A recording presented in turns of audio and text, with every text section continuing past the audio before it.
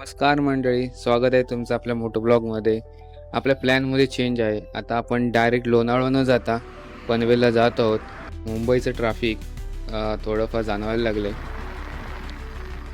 पण संध्याकाळ असल्यामुळे मस्त वातावरण झालेलं आहे. कर्नाळ्याला मस्त असं पक्षी अभयारण्य आहे.